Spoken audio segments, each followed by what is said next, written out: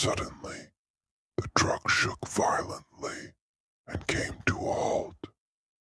Silence spread across the empty road, and the truck's headlights still searched through the dark, deserted path ahead. Ryan tightened his grip on the steering wheel, annoyed, and stepped out. Matt, who had been sleeping beside him, woke up with a jerk and peeked out of the window. What happened, man? Feels like something got stuck underneath. Let me check. Ryan and his partner Matt worked for a North Indian trucking company. Long-distance night drives were their daily routine. That night, too, they were passing through an old forest route connecting Haryana and Rajasthan. It was around 2:30 a.m. Dense forest all around. A narrow, broken road in the middle. Except for the truck's headlights, there was no light anywhere. Ryan was driving. Matt was half asleep. Dude, what road did you take? It's creepy. It's a shortcut, relax. We'll get there faster. Forest, not ghosts. But Ryan didn't know. This forest held more than just trees. Suddenly, the truck made a strange rattling sound, and the engine died. It stopped right in the middle of the road. What the heck? I just got it serviced. Ryan stepped out and opened the hood.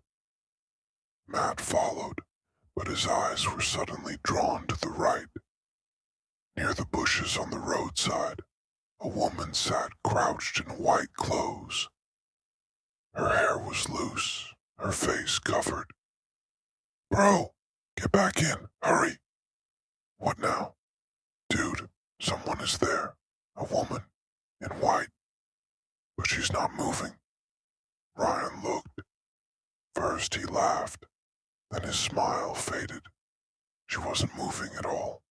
Not breathing, not shifting, like a shadow. Looks like a ghost.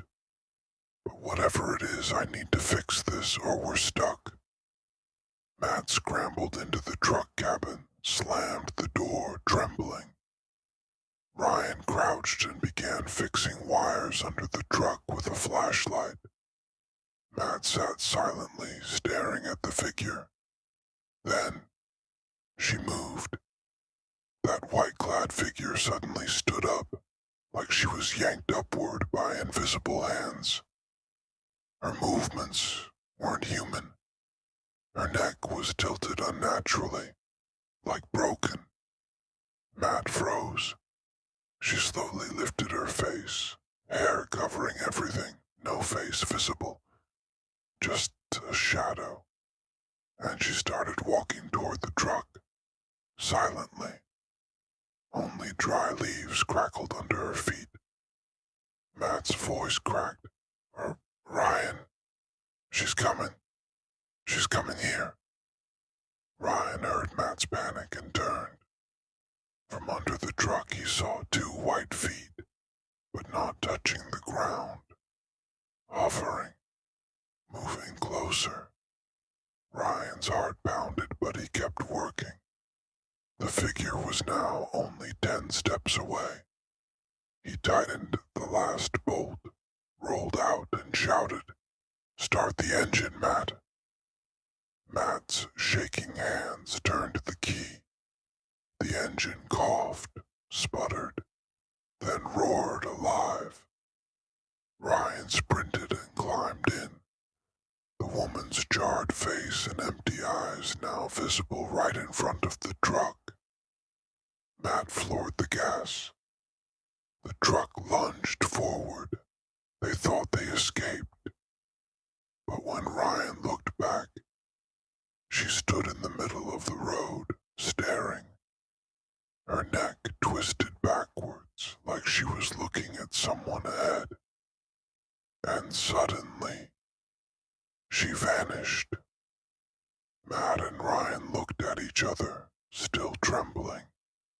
The truck raced down the forest road. And then, there she was again, in the middle of the road. Same white sari, same hair. Tell me this is not happening. The road kept repeating. Same turn, same trees, same woman. No phone signal. A ghost loop. This time, she started running toward them. Her feet hit the ground now, the fast. Ryan yanked the handbrake. The truck stopped.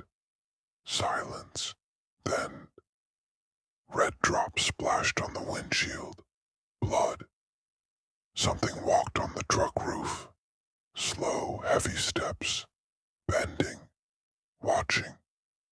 Ryan whispered, Om Namah Shivaya. Om Namah Shivaya. Matt began muttering the Hanuman Chalisa. Thud, like something jumped off. Matt drove slowly. Nothing behind. Nothing ahead. But the same road. We're trapped, Ryan whispered. Matt nodded, pale. Ryan suddenly remembered his uncle's words. If a spirit traps your path, don't get out. Burn mustard seeds with a neem twig and tell it to leave. They spotted an abandoned hut near a bend and stopped.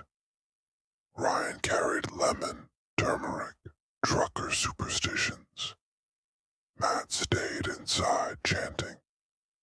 Ryan broke a neem twig, put mustard seeds on a metal plate, lit them, and shouted into the forest. Take whatever you want, but leave our path. Let us go. The wind stopped. Headlights flickered bright. Then, scratching behind the truck, nails scraping metal. Ryan ran inside. The woman stood behind the truck. Face burned, eyes black, hair dripping blood. Go, go. 3 failed engine attempts. Then suddenly it roared alive like pushed by something unseen. Jai Bajrang Bali, they screamed and sped away. Behind them, a fiery line appeared on the ground. The spirit couldn't cross it. She burned there, trapped. At dawn, they stopped at a roadside dhaba, pale and shaking. They asked an old owner, Sir, that forest road, does a woman appear there? He went silent, then softly said, Years ago, a bride was burned alive there for dowry. They say she returns every night in her white sari. If someone sees her and doesn't acknowledge her, she traps them on that road. Ryan and Matt stared blankly, the horror still alive in their eyes.